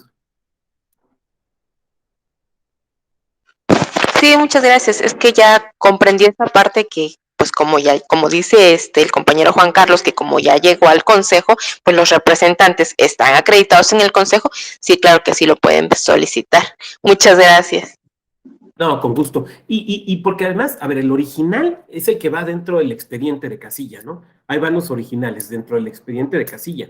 Incluso la que va por fuera del paquete, del maletín paquete electoral es una copia, la copia del PREP. A ver, es que recuerden, o sea, se llena la documentación, ¿no? Supongan que este es el acta de resultados de diputaciones. Entonces lo voy llenando y son el papel autocopiante, ¿no? Y recuerden que además hay un orden de las copias que se entregan, porque el original para el expediente de la casilla. La primera copia, ¿para quién es? La primera copia del acta de resultados, de las actas de resultados, ¿para quién es?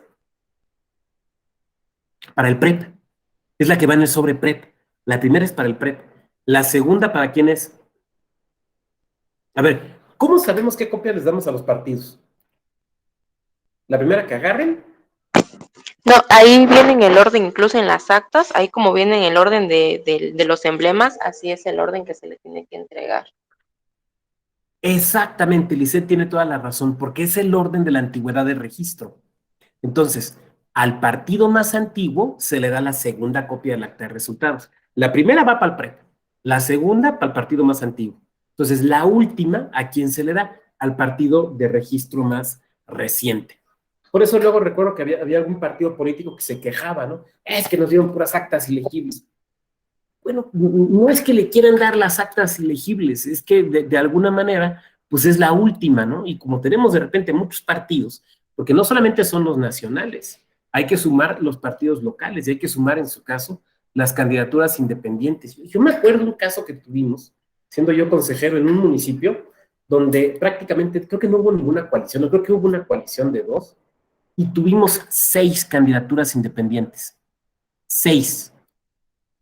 Por más que le buscamos, por más que hablamos con los técnicos y con las técnicas, era bien difícil garantizar que la última copia fuera legible. Teníamos 6. De hecho, el diseño de esa boleta fue no una bronca, pero sí fue un tema que se tuvo que discutir con mucha claridad con el INE, porque los formatos no daban. Porque como era elección de ayuntamiento, en el reverso de la boleta tenía que venir la integración del cabildo. Pues con tantos, ya que quedaba, creo que haría el 5, ¿no? Estaba una lupa ahí para leerlo. Estaba muy complicado. Bueno, entonces sí, tiene que ser en ese sentido. Bueno, regresemos.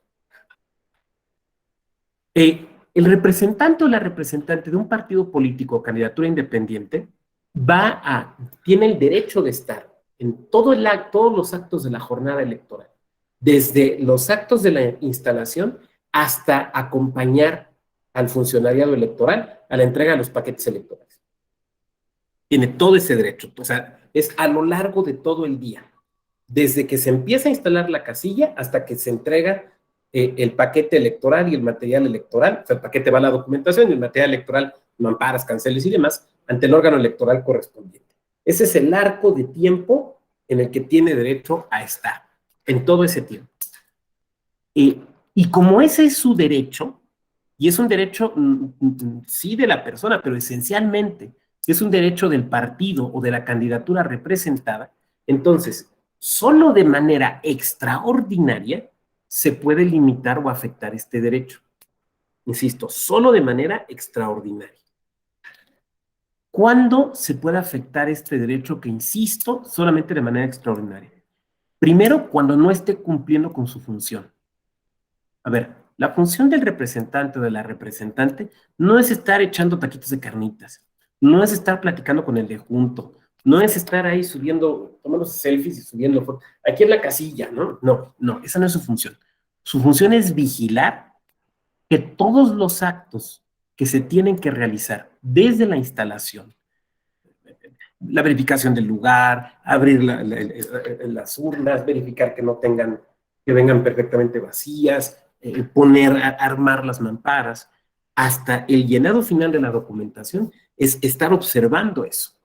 Y en su caso, hacer los apuntes o presentar los escritos que le parezcan pertinentes y adecuados.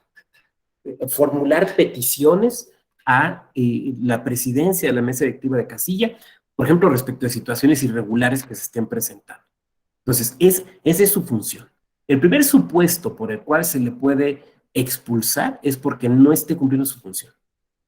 Un segundo supuesto es porque esté realizando actos que atenten contra la secrecía o la libertad del voto. O sea, si el señor representante anda ahí entre las filas o la señora representante anda ahí entre las filas, oiga, doña fulanita, acuérdese de tal cosa. Oiga, don Perengano, no se vaya a equivocar, usted sabe muy bien. Oye, sutanito, pues ahí nos ponemos la del Puebla, ¿no? Si apoyas a los amigos. O sea, ese tipo de actos permite también su expulsión. Si la persona se encuentra alterada por el consumo de alcohol o de algún estupefaciente y está generando ahí un escándalo, un problema, está entorpeciendo. Esos son supuestos en los cuales se puede expulsar al representante. Pero esto implica varios elementos. Primero, que el supuesto se presente. Segundo, que sea la decisión del presidente o la presidenta de la mesa directiva casilla. No la decisión de otros representantes. Si no, estaría bien fácil, ¿no? Saca el de enfrente y me quedo yo. Entonces, no. Tercero, esto se debe documentar. Esto se debe de documentar. A ver, siendo tales y tales horas, se le solicitó a la representante de tal partido que abandonara esta casilla en virtud de tales y tales y tales situaciones.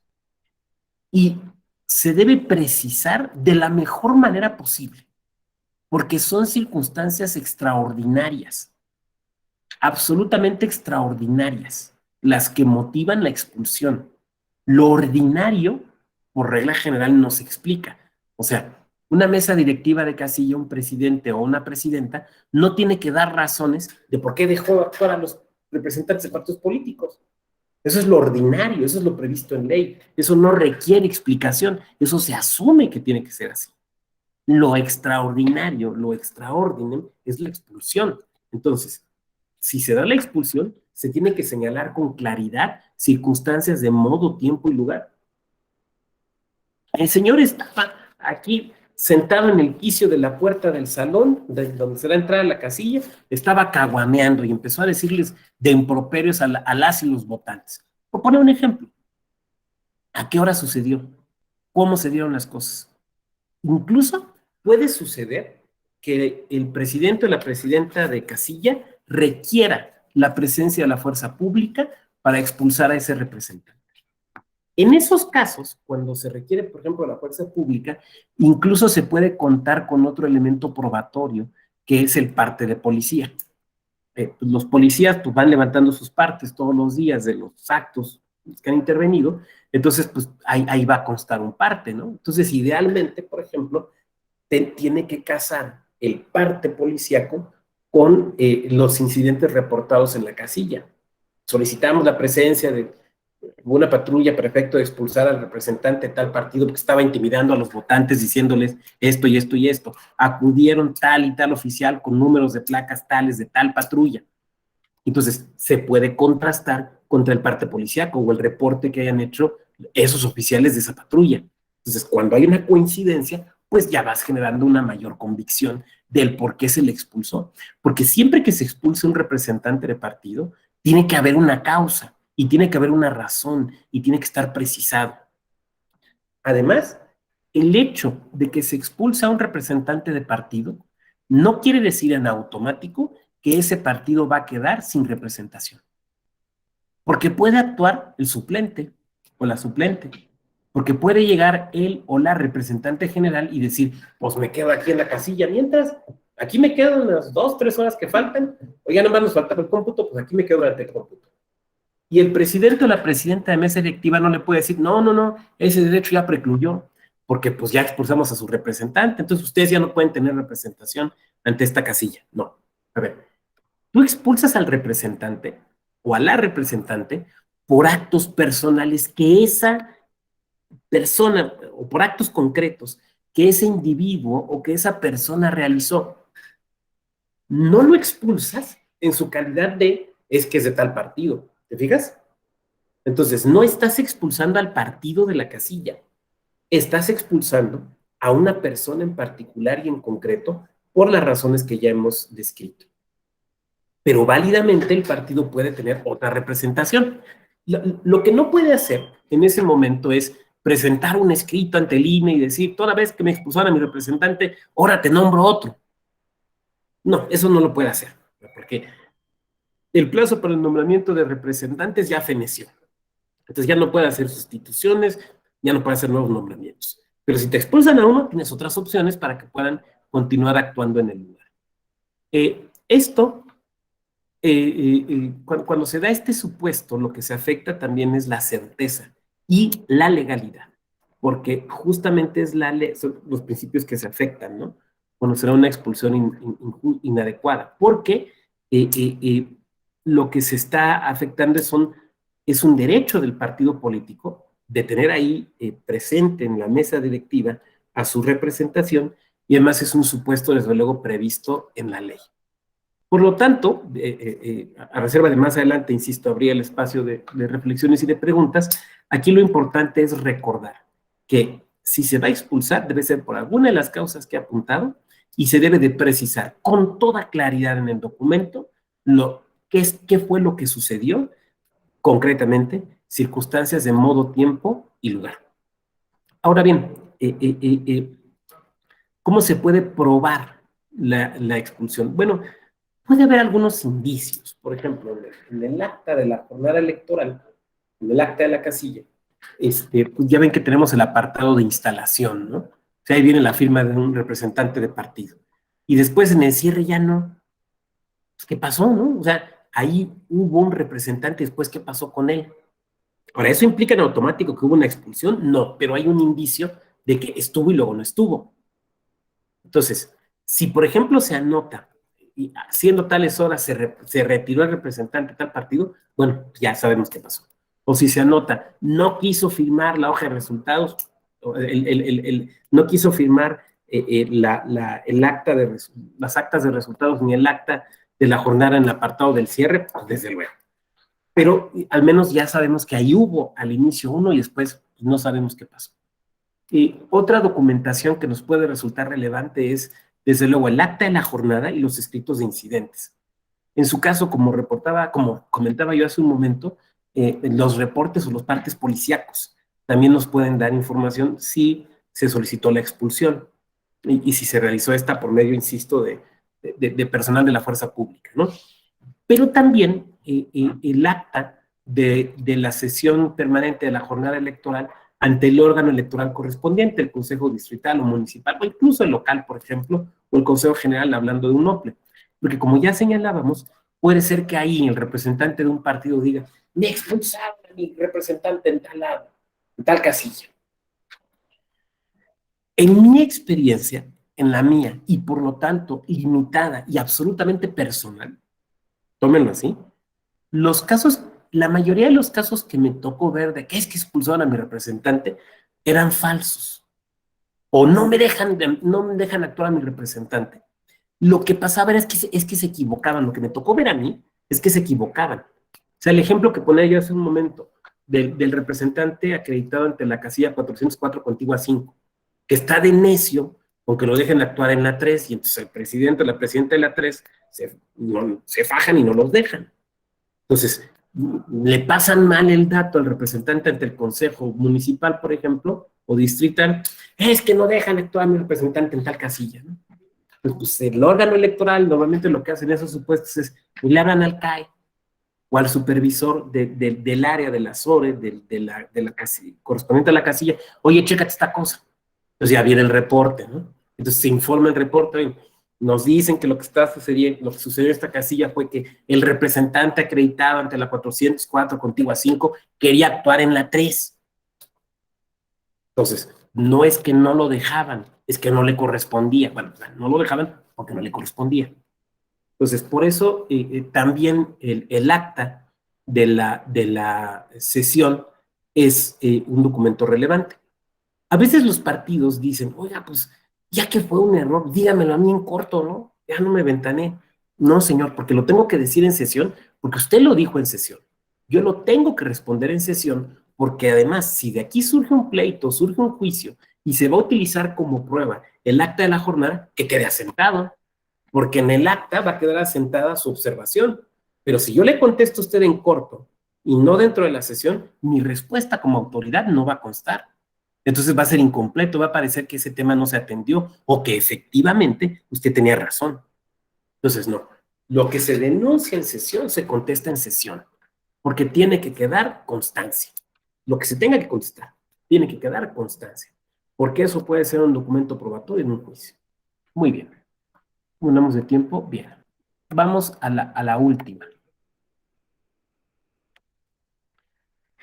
que es el inciso H.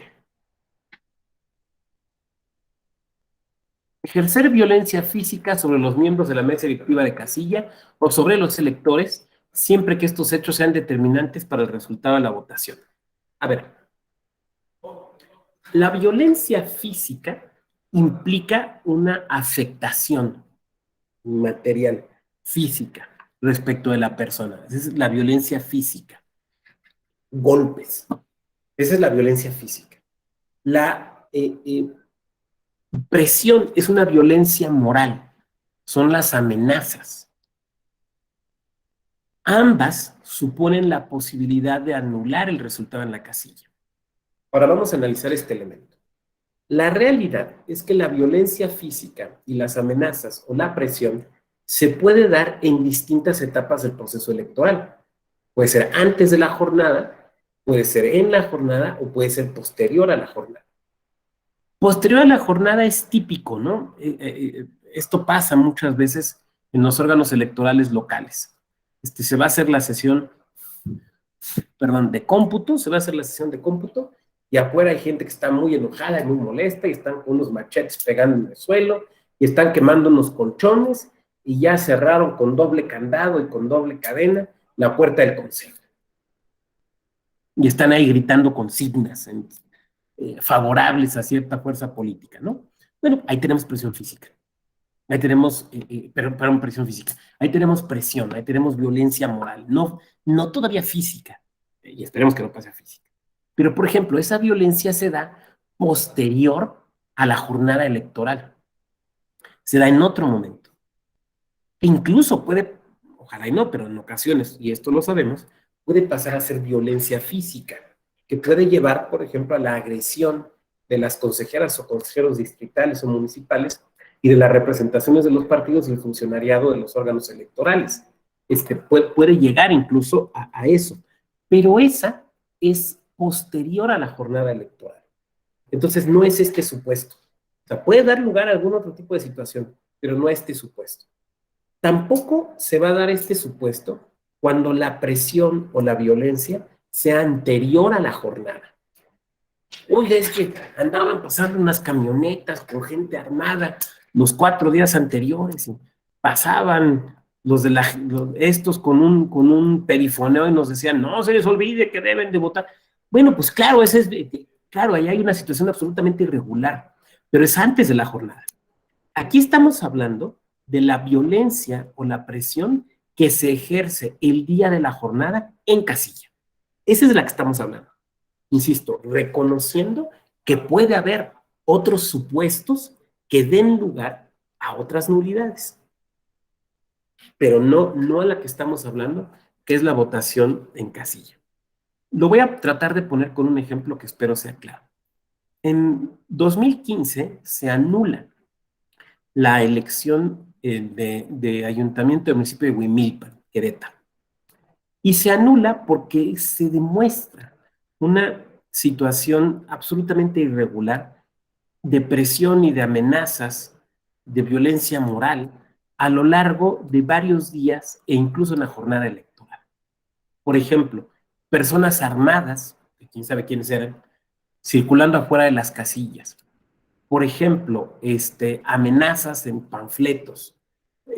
Por ejemplo, rumores de que van a pasar cosas muy feas el día de la jornada. Por ejemplo, se detienen personas con la lista nominal, que no eran ni funcionarios electorales, ni representantes de partidos políticos. Entonces, hay una circunstancia de una violencia o de una presión y de amenazas a lo largo de varios días previos a la jornada electoral y el día de la jornada electoral. Pero lo que se anuló no fue la votación en una o en 2 casillas, porque no se probó esta existencia de la violencia de manera determinante, ahorita voy a hablar de eso, en alguna de las casillas, sino lo que se probó fue el estado general que se presentaba en el municipio y que afectó la votación más allá de una casilla. Bueno, esta circunstancia específica de la que yo estoy hablando aquí, por referencia a este supuesto de nulidad, es nulidad de la votación, insisto, en una casilla. Y aquí se tiene que establecer los hechos específicos que han acaecido, ya sean los de violencia física o los de coacción o presión sobre el electorado. De nueva cuenta, los documentos que nos van a servir pueden ser el acta de la jornada, las hojas o los escritos de incidentes, o en su caso de protestas, si es que por ahí se manifiesta alguna situación de este tipo, y los señalamientos que se realicen ante el Consejo Distrital o Municipal, por ejemplo, en la sesión permanente del día de la jornada. Quiero decirles que aquí sí suele haber este tipo de señalamientos. Por ejemplo, el típico, ¿no? Estamos ya a la hora del cierre de las casillas, se están haciendo los cómputos, entonces el representante de un partido pide la palabra en el consejo y dice, en tales y tal, en tal centro de votación están tales casillas, mis representantes me están reportando que afuera se está juntando gente con palos. Entonces, bueno, pues hay que tomar medidas, o sea, todavía no nos da para la nulidad, pero hay que tomar medidas para garantizar que no nos dé, ¿no? Entonces, bueno, pues hay que mandar funcionarios, hay que pedir el apoyo de fuerza pública, lo que resulte pertinente, adecuado y prudente según el supuesto. Que yo, ahorita desde un escritorio, pues no puedo pontificar y decir específicamente en cada caso concreto qué hay que hacer. Esta es una decisión que se tiene que tomar con prudencia por parte del órgano electoral, conociendo el contexto en el cual se están dando las situaciones. Bueno, entonces, todos estos elementos se pueden aportar para acreditar la existencia de una circunstancia de este tipo. Pero aquí también resultará, como en la primera causal que veíamos en esta sesión de ayer y de hoy, resultará muy relevante la determinancia. Esto es, ¿qué actos sucedieron y por cuánto tiempo? Vuelvo al ejemplo que les ponía de Huimilpan. Se había pedido la nulidad de la votación en varias casillas porque había habido gente armada fuera de las casillas. Entonces se ponen a revisar los documentos que constan, por ejemplo, del acta de la jornada, en el apartado de sucesos, digamos, de incidentes, y por ejemplo ponían que a las 12:05 se presentó una camioneta en las afueras de esta casilla con estas y estas características con gente armada. A las 12:10 se retiró. Entonces, no estuvo todo el tiempo. Estuvo, o sea, del total de horas que estuvo la casilla desde que se inició la instalación de las mismas, o por ejemplo, de que se abrió la votación, no sé, 8:30, 9 de la mañana, a que se cerró, resulta que estas personas armadas estuvieron 5 o 10 minutos, que pudieron haber generado una influencia en ese momento. A ver, vamos a determinar cuántas personas pudieron votar en ese momento. Vamos a suponer que la determinación es durante el tiempo que estuvo afuera este grupo armado, o estas personas que pasaron gritando determinadas consignas, pudieron votar 7 personas, por decir un número al aire. Ok, ¿cuál es la diferencia entre el primero y el segundo lugar? 150 votos. No es determinante. No es determinante.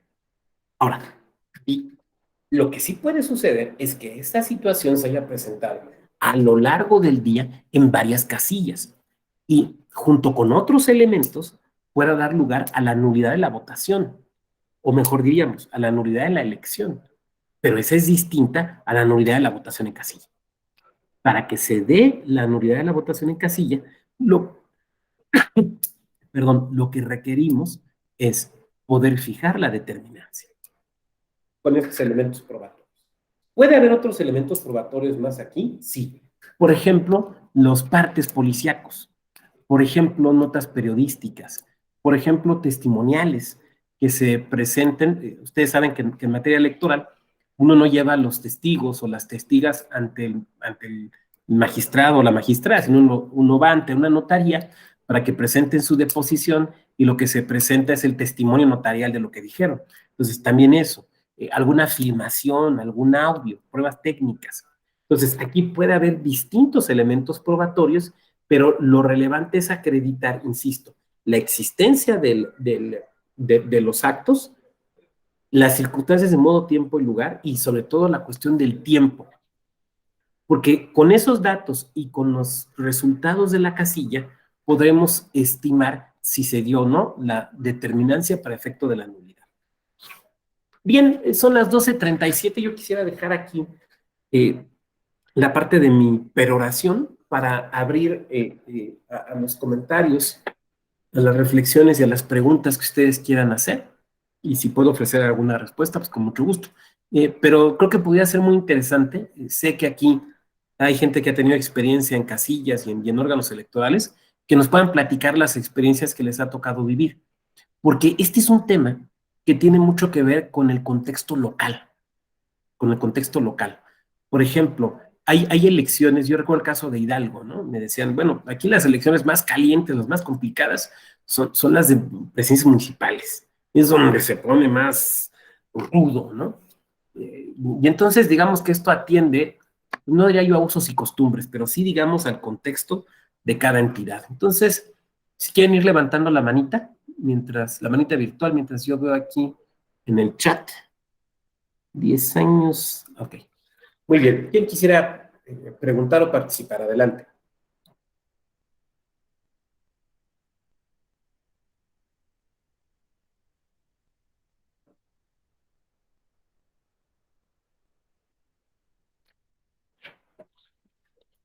Juan Carlos, Lisette, Francisco, Eunice, Andrea, ¿quién quisiera hacer algún comentario? O sean generosos y generosas con su experiencia y compártanosla. Adelante, Juan Carlos, te escuchamos.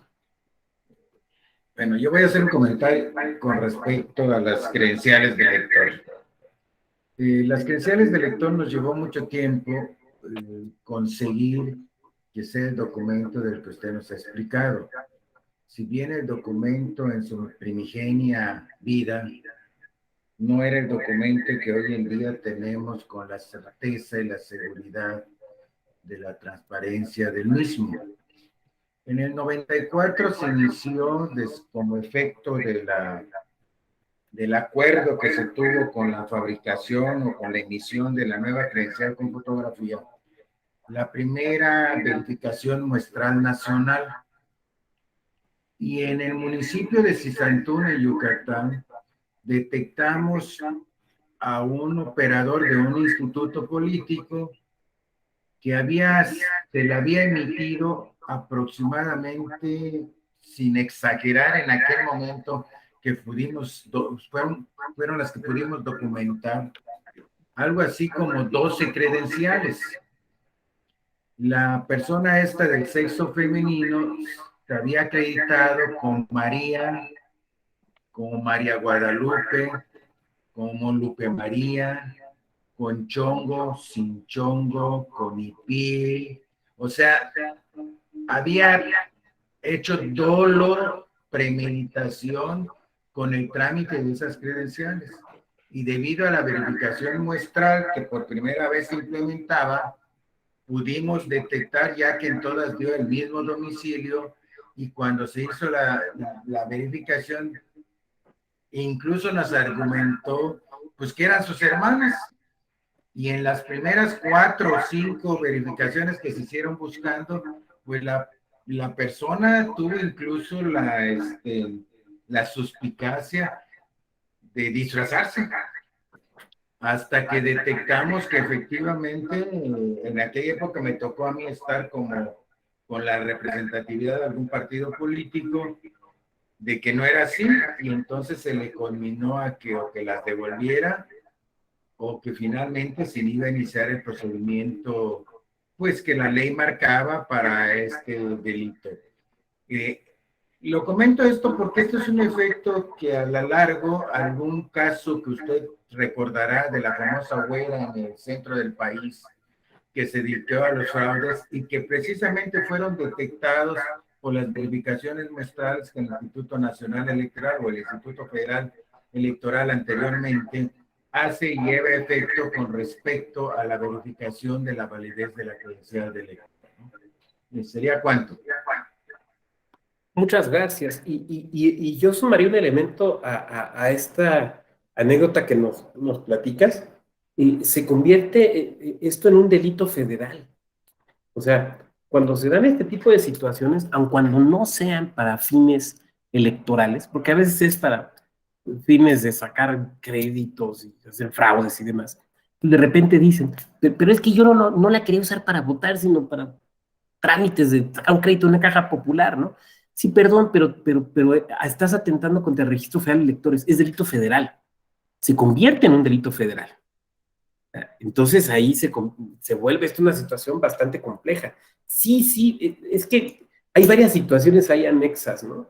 Por ejemplo, el tema del turismo electoral, que si la memoria no me falla, se habían detectado casos muy interesantes entre Veracruz y Tabasco, ¿no? Y que de repente, derivado de estas verificaciones que, como tú dices, encontraban que 50 o 60 personas tenían el mismo domicilio en un lugar donde evidentemente no podían vivir más de 5, y de repente tenías un número muy importante de personas supuestamente viviendo en ese lugar. Pero a veces incluso ha llegado a suceder situaciones donde están vinculadas a autoridades municipales. Yo me acuerdo el caso de un municipio de Chiapas, no recuerdo exactamente el nombre del municipio, creo que estoy seguro, pero no quiero ventanear a un municipio que no sea, ¿no? Donde la presidenta municipal, en contubernio con el titular del registro civil, había extendido un número muy importante de actas de nacimiento extemporáneas, extemporáneas, a personas guatemaltecas, para efecto de que obtuvieran la credencial de elector y votaran en determinado sentido, ¿no? Entonces, sí, en ocasiones se presentan estas situaciones que tú muy bien apuntas, Juan Carlos, incluso a veces con el auxilio o el impulso o digamos la coparticipación de autoridades. Sí, desde luego. Y ahí pues las labores de verificación que realiza por un lado el propio órgano electoral, pero también los partidos políticos, como parte de las comisiones distritales de verificación del Registro Federal de Electores, pues se vuelven muy importantes. Porque incluso si la memoria no me falla, hasta en esas comisiones votan los partidos, ahí sí votan. Entonces, todo esto da un peso muy relevante a esa situación. Muchas gracias, Juan Carlos. Muy bien. ¿Quién más? Marifer, adelante, te escuchamos. Gracias, doctor. Bueno, pues siguiendo la línea de los comentarios que traen sobre el Registro Federal de Electores, efectivamente en las comisiones locales y distritales de vigilancia, pues son incluso los únicos órganos colegiados del Instituto Nacional Electoral en donde las representaciones partidistas, además de tener voz, tienen voto. Y un poco hablando sobre el tema de los reseccionamientos, de lo que comentaban ayer, pues es una realidad que a veces las personas, a veces pues no se enteran del cambio de sección que han tenido en su domicilio, a pesar de los esfuerzos que hace el INE por difundir pues estas actualizaciones cartográficas que se dan, pero también en estos trabajos participan las representaciones de los partidos políticos, ¿no? O sea, incluso crean escenarios y proponen esos escenarios frente a los escenarios que proponen en las juntas distritales y en las juntas locales. Y también ahí, pues depende un poco del interés que tengan las representaciones partidistas de estar colaborando en estas actividades y de difundir las actualizaciones a la cartografía electoral entre sus propios militantes o simpatizantes, ¿no? Porque al final de cuentas, muchas de estas personas que acuden a votar ya cuando son las jornadas electorales, pues no saben incluso en dónde pues en dónde les corresponde votar de acuerdo a las actualizaciones, y son cuestiones que previamente ya las saben los partidos políticos, que ya pasaron por un proceso de pues de intercambio de ideas, de debates, de ver qué escenarios son mejores, etcétera, ¿no? Entonces sí, es importante la participación, sobre todo de los partidos en estas comisiones y en estos temas registrales, porque pues de ahí derivan muchas cosas que posteriormente pueden terminar en nulidades ya cuando hay procesos electorales, ¿no? Cuando no se atienden algunos aspectos que en su momento pudieron haberse considerado. Sería cuánto, gracias. Muchas gracias, Marifer. Y que además obren en estas comisiones con absoluto cuidado, con el deber de cuidado correlativo, porque, por ejemplo, tienen acceso a la información muy sensible de la ciudadanía, como por ejemplo sus domicilios, ¿no? Sí, adelante, Marifer. Sí, sí, justo lo que dice usted ahorita, incluso hay en las entidades federativas hay centros estatales de consulta a los que los partidos políticos pues tienen acceso, y ahí ellos tienen pleno acceso a todos los datos de las personas. Obviamente en estos centros pues no pueden de que tomar fotografías, o tomar notas, ¿no? Como para saber domicilios o cosas así, pero lo que usted dice es cierto, o sea, el tratamiento de los datos personales debe ser muy cuidadoso, porque sí, las representaciones de todos los partidos políticos nacionales pues tienen acceso al padrón electoral, ¿no? Cuestión que no tienen los partidos políticos locales y que incluso a veces ha sido motivo de queja, ¿no? Porque luego dicen, nosotros no nos enteramos porque pues no estamos en esas comisiones.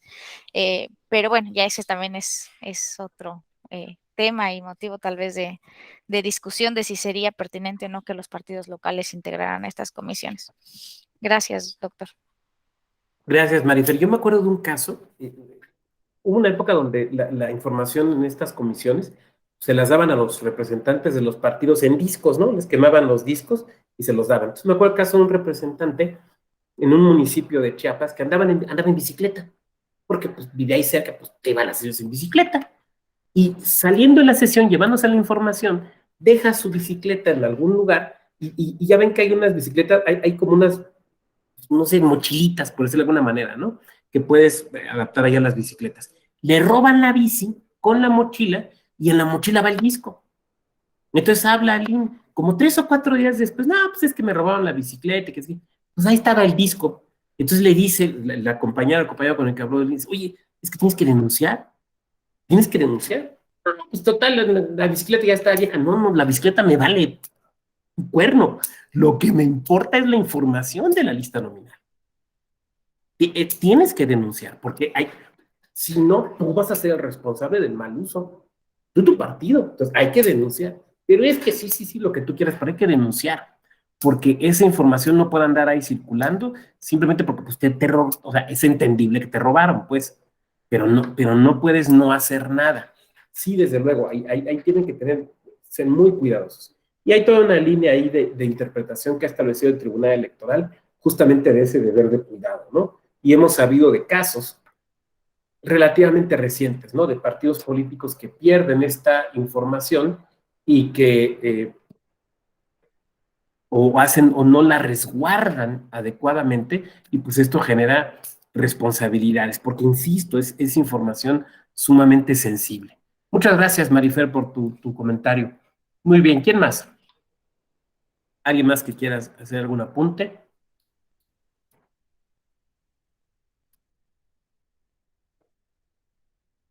Bueno, no siendo así, no me resta sino agradecerles a todas y a todos su puntual presencia en estas dos sesiones. Espero que haya sido clara mi exposición, que no sustituye desde luego la lectura de la ley y de los criterios, pero que busca guiar un poquito estas actividades, ¿no? Agradecerles entonces a nombre de la Sala Superior del Tribunal, desde luego el magistrado Reyes Rodríguez, el magistrado Felipe Lamata, y desde luego nuestra directora, la doctora Gabriela Rubalcaba, agradecerles su presencia, desearles que continúen con salud en estos días y que concluyan muy exitosamente su diplomado. Muchas gracias y muy buena tarde. Muchas gracias. Gracias, Igualmente. muchas gracias. Hasta luego, buenas compañeros tardes. y compañeros.